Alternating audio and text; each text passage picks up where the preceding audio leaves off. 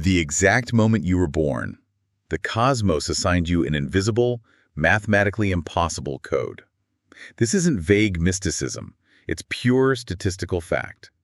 We analyzed 12,000 years of celestial history and found that your personal cosmic configuration, your Z code, is so incredibly rare that over 42% of all possible destinies have never even occurred. You are an astronomical anomaly, and understanding this ancient data science unlocks your entire existence. Imagine you're sitting at a computer, not today's computer, but an ancient one. You're running a massive, incredibly complex algorithm. Something designed to predict, say, your financial future or maybe even a global event. Exactly.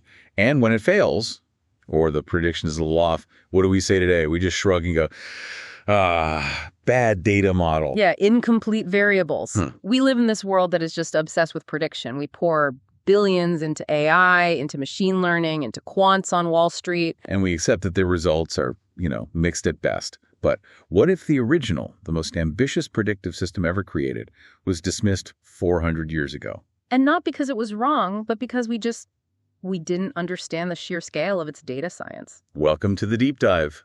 Today we are diving into astrology, but forget everything you think you know. Forget the roadside fortune teller. We are looking at this as the universe's grandest, most complicated pattern matching game.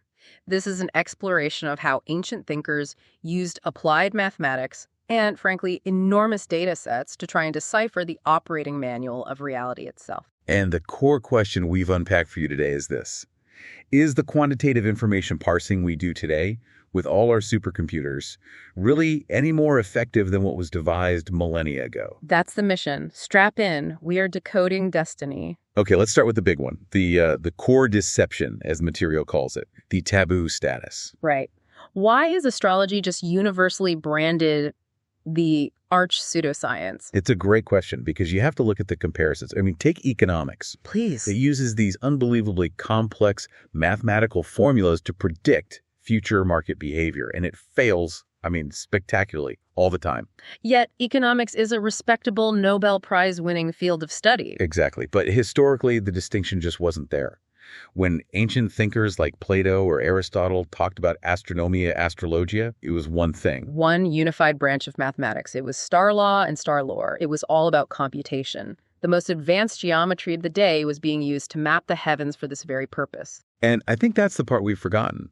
It wasn't some fringe belief system. It was an elite science.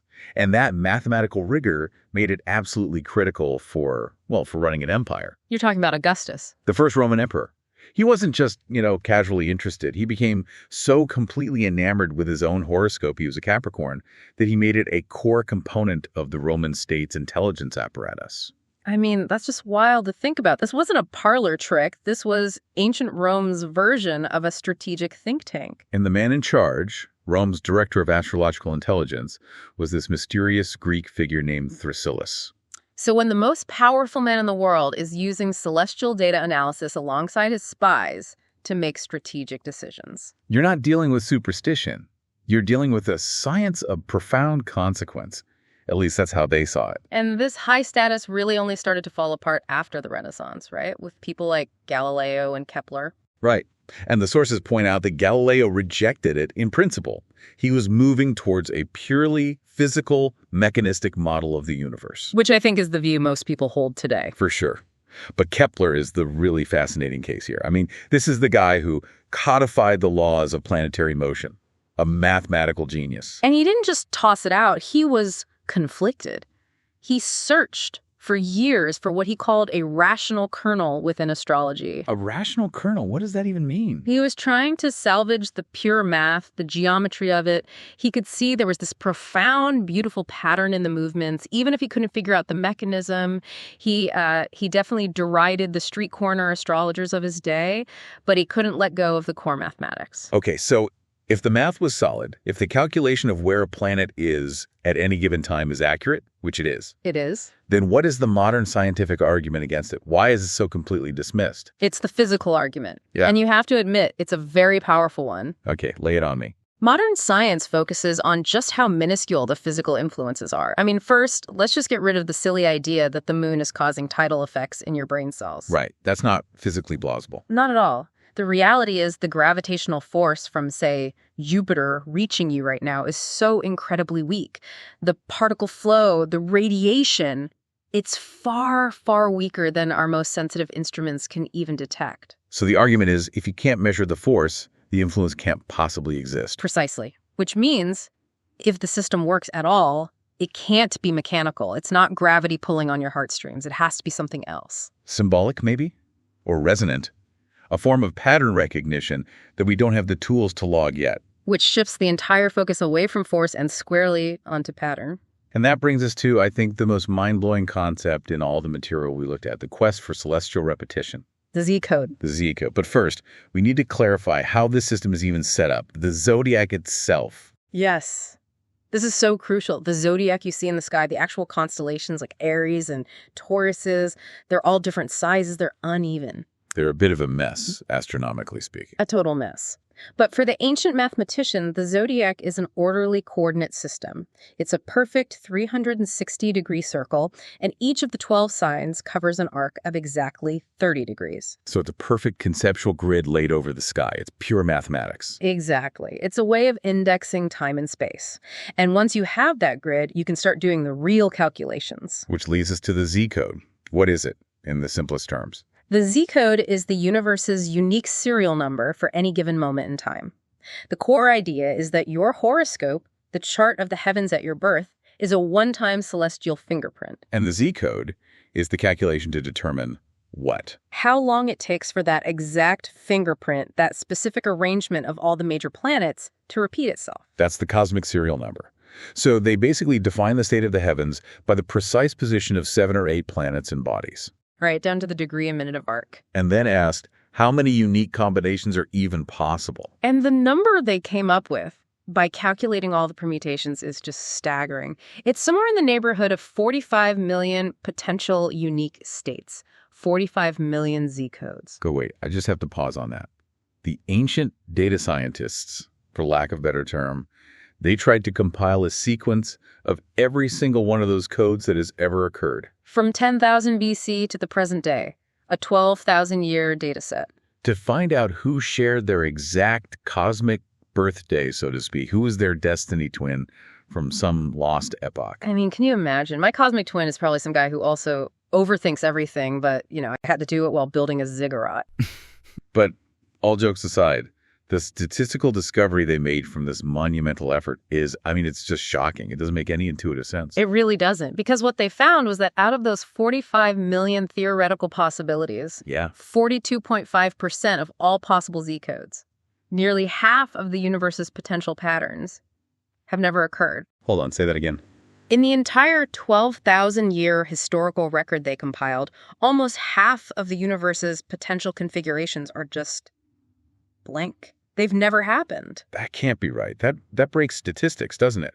It implies the universe isn't just randomly shuffling a deck of 45 million cards. It implies it's playing a very specific hand, and there are entire suits of cards that haven't even been dealt yet. So there are entire patterns of destiny, entire celestial configurations that just never been expressed in the whole of recorded human history. It suggests a level of cosmic order that is highly organized and maybe even incomplete. It's not random. Wow. That reframes everything. You aren't just unique in your own lifetime. Your specific Z code might be one of the rarest patterns the cosmos has ever actually produced. And it forces you to ask a really strange question. If you are one of those statistical rarities, what does that mean? But even stranger, what if you're not? What if your Z code has appeared before? Exactly. Is there someone who lived in, say, 2669 BC who shared your exact cosmic fingerprint? This is the whole concept of the cosmic ancestor. An individual whose destiny blueprint is a perfect match for yours, even though their life was lived in a world we can barely even imagine. It's a mind-bending idea. Okay, let's take our first breather here and just try to wrap our heads around this. We've established that what we call astrology started as a serious computational science. Right. It was tied to state intelligence, not just reading palms. Figures like Ptolemy treated it as pure math, trying to solve a genuine big data problem. And that problem was finding repetition among 45 million potential cosmic states, only to discover that nearly half of those states are, for some reason, missing from history. The fundamental idea here is that the universe runs on these recurring patterns.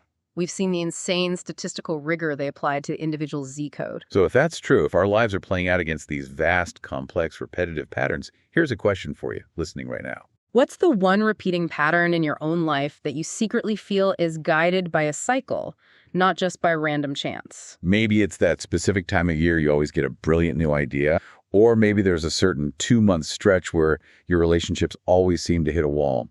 Let us know in the comments. We'd love to hear it. And while you're down there, don't forget to like and subscribe and join our memberships.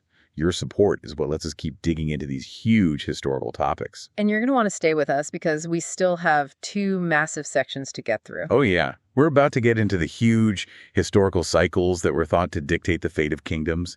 And then we'll reveal the modern scientific research, we are talking cosmic rays, that might actually be proving this ancient intuition was right all along. You don't want to miss that. Okay, so we've talked about the individual Z code, but the ambition of these ancient data scientists was so much bigger than that.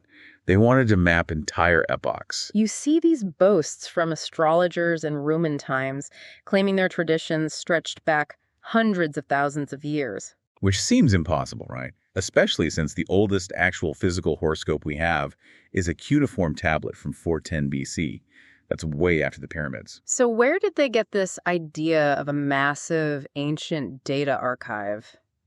The theory we've unpacked points to one place: the Babylonian diaries. The world's first big data project. Absolutely. This was an archive spanning over 700 years of meticulous records.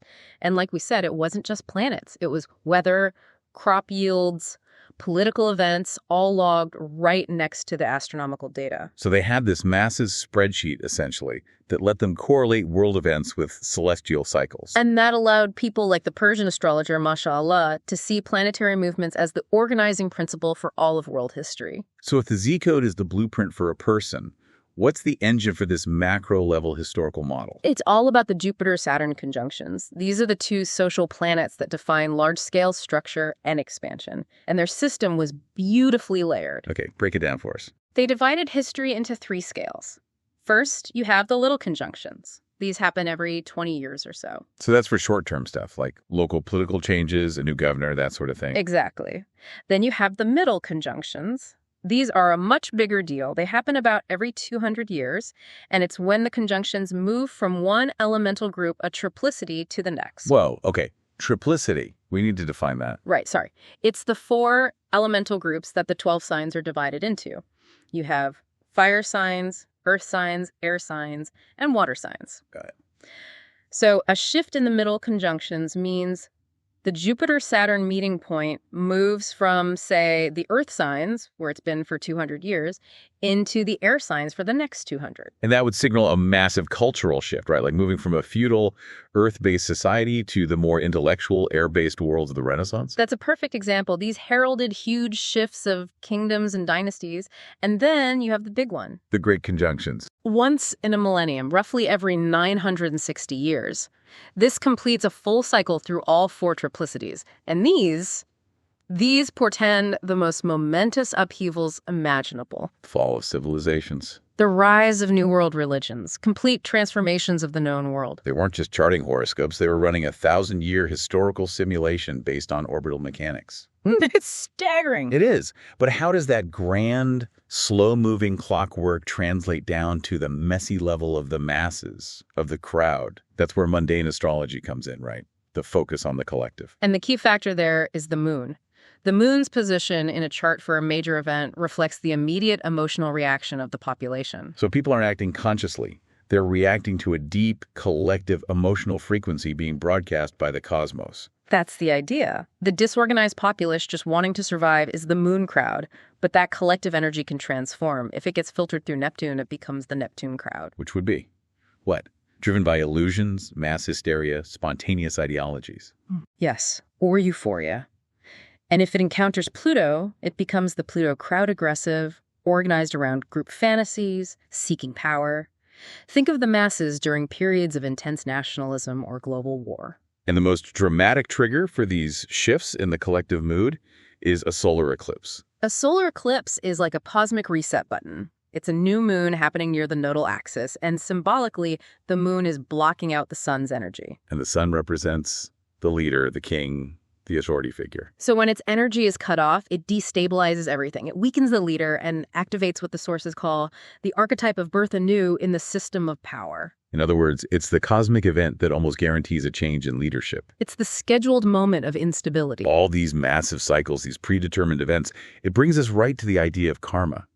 But the Vedic tradition we're exploring has a very, very strict definition. It's so important to get this right. The sources are emphatic. This tradition completely rejects the idea of transferred karma. So you can't inherit your parents' debt or take on the suffering of your nation. None of it.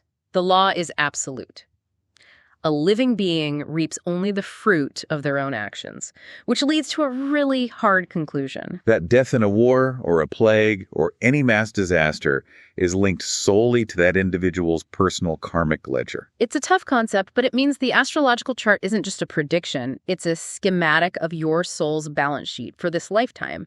It's the list of bugs you're here to debug. Which connects directly to this idea of cosmic pangenesis, the idea that our own evolution is an expression of our arch-unitedness with the cosmos. Right. And that's why antiquity had so-called animal worship. They weren't worshiping the literal goat. They were revering the divine imprint, the Z-code of goatness that was being projected onto that archetype from the heavens. It's a totally different way of seeing the world. So if the Z-code is this unique fingerprint, and the heavens are the source of this divine power, what's the bridge? How does it get from the macrocosm down to our tiny individual lives? The human body is the bridge. The system sees the Earth itself as a single, gigantic living organism, a higher being. In all of humanity. We're just tiny, perishable cells in its body. And its consciousness supersedes ours. This is the ultimate expression of that Hermetic principle from the Tabula Smaragdina. As above, so below. The micro is a perfect reflection of the macro. And you can see this visualized perfectly in things like John Dee's Monas Hieroglyphica. It's this ancient symbolic data model of the entire cosmos. Okay, walk me through it. It's incredibly simple and elegant. The point at the very center is Earth, our point of perception. The circle around it is the sun, representing the heavens. The semicircle is the moon. And the cross at the bottom. That's the sublunary realm, the physical world of the four elements where we live our lives. It's the entire universal structure in a single glyph. Pure cosmic data architecture. Incredible. And that architecture isn't static. The esoteric view of evolution isn't random Darwinian selection. It's transformation into the higher. An alchemical progression, Yeah. a pre-coded refinement process. And just as humanity is evolving, so is the Earth. It's a living, layered body. The crust, the water, the air, the fiery core, they all correspond to our own internal layers of being. With our skin acting as the border, the link, just like the Earth's crust. So if the zodiac is the source of all this energy, and the Earth is this massive receiving organism, how does this specific Z-code get imprinted on a single person at the moment of birth? That's the final piece of the puzzle, isn't it? The delivery mechanism. It's the role of the planetary mediators. Yeah. The 7 traditional planets, the septenera, act as a 7-stepped mediator scale. Think of it like a pulsating umbilical cord. That's a great way to put it. It connects the colossal abstract forces of the zodiac to the tiny receptive human consciousness. And it transmits the Z-code's information via aspects. Yes, the aspects are just the angles, the specific geometric relationships between the planets as seen from Earth. 180-degree opposition, a 90-degree square, 120-degree trine. So it's not just where the planets are, but how they're talking to each other geometrically. And that unique geometric signature is the energetic imprint that sets up the psychological debugging program for your entire life. It's chaotic, yet mathematically precise. Okay, second and final breather. This is a lot. We've gone from the mathematical rigor of the ancients to cataloging all of history through these massive Jupiter-Saturn cycles. and treating personal destiny as a karmic debt on a soul's ledger. The whole system is this giant, layered, living mathematical organism. The Z-code defines the unique moment. The planets deliver the energetic instructions through geometry, and the grand cycles set the historical stage. But the most incredible part, the thing that really ties this all together, is that this ancient intuition, that we are not isolated beings but are deeply connected to the distant cosmos, is now being echoed by modern hard science. And in some truly shocking ways. So stay with us for this final part as we dive into cosmic rays, quantum biology, and the ultimate question of whether any choice you make is truly your own. For centuries, the entire foundation of astrology was just rejected by science. Right. The proposed mechanism, gravity, was just too weak. It didn't work. But modern science has now taught us a truth that would have sounded like mysticism 100 years ago. The Earth is not a bubble. We are, and we always have been, creatures of the cosmos. That ancient intuition is being vindicated, not by astrology, but by discoveries in astrophysics and biology. They were right about the influence, even if they were wrong about the cause. Exactly. The source material points specifically to the interplay between supernovas, the solar cycle, and cosmic rays influencing biological evolution on Earth. And these are not weak forces. These are incredibly powerful, high-energy particle streams and magnetic fields coming from deep space, shaped by our own sun's activity. Science now accepts that these things constantly influence our world. So it wasn't the tiny gravitational pull of Neptune, it was the shockwave from a star that exploded thousands of light years away, showering our planet with particles. The effect is real, the delivery mechanism is just subatomic and way bigger than they could have imagined. This pushes us right to the edge of science, into quantum biology. I mean, why is there life on Earth at all? The co-discoverer of DNA, Francis Crick, said the origin of life seems like a miracle. A miracle, because so many incredibly precise, fixed conditions had to align perfectly. And a miracle implies a non-random, maybe even predetermined framework for what's possible, which sounds a lot like the Z code. It sounds exactly like the Z code. Quantum biology is now studying the fixed, discrete spectrum of life forms. The idea that evolution isn't just a random walk, but that it's that alchemical transformation into the higher we talked about. The Z code isn't just about your personality. It might be about the very biological possibilities available at that moment in time. Which brings us to how sophisticated modern models of this think about time itself. They don't see one timeline, they see two interacting forces. The time of events and the time of ideas. The time of events is run by the social planets, Jupiter and Saturn. Their cycles create the tangible social backdrop. They create the context for what careers are possible, what societal structures are dominant. Like the conditions that allowed artists and merchants to thrive during the Renaissance. Precisely. And then you have the time of ideas, which is governed by the really slow-moving outer planets. Uranus for revolution and invention, and Neptune for spirituality and ideology. And their movements caused these huge shifts in historical symbolism, in art, philosophy, culture. Take the existentialist movement in philosophy. The sources note it coincided perfectly with the transition from the Piscean Age to the Aquarian, a period obsessed with Nile, with nothingness, and intense spiritual questioning. So these weren't just random cultural trends. They were a direct expression of the prevailing cosmic weather, influencing the minds of millions. Which leads to the resonance of genius, the idea that great historical figures were literally chosen by time to deliver the message of their era. Their personal Z code was in perfect harmony with the larger cycles. Yes. The great philosophers, Kant, Hegel, Schopenhauer, all had planets in their birth charts that formed these incredibly strong, resonant interactions with the Uranus-Neptune charts of their time. Specifically, something called a grand trigon. What is that? A grand trigon is a rare, very harmonious alignment where three planets form a perfect equilateral triangle in the sky. It represents an effortless flow of energy, immense talent. So when their personal charts form these perfect triangles with the time of ideas chart, it suggests their revolutionary ideas were just a direct, synchronized expression of the song the universe was singing at that moment. They were the perfect instrument for that ideology. Incredible. But what about the genius who goes against the grain? The material gives the amazing example of Leonardo da Vinci. Da Vinci didn't ride the wave. He subverted it. His individuality was expressed by opposing the spirit of the time. He wove complex occult symbolism into his work. Like in the Mona Lisa. Exactly. Her face is often read as reflecting the three phases of the moon, tying her to the goddess Kete, who rules the mysteries between life and death. So that enigmatic smile isn't just an artistic choice. It's a symbol that she holds the knowledge of the mysteries between the living and the dead. The sources argue Da Vinci understood the workings of the collective unconscious, the moon crowd, and used that knowledge to embed secrets in his art, hiding them in plain sight. He was using the data to hack the system itself. That's in one interpretation. So here we are. We've gone from Babylonian big data to the 45 million Z codes, the karmic ledger, and now modern cosmic ray science that seems to back up the core intuition. It's a layered, complex, and deeply deterministic system.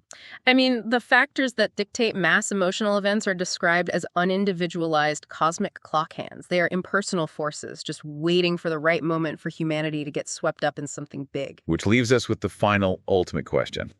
If these planetary movements can dictate historical trends, who gets famous, who gets persecuted, how much is actually left up to you? Where is your free will in an algorithm this vast? And the synthesis presented in these traditions isn't to deny free will, it's to define its proper use.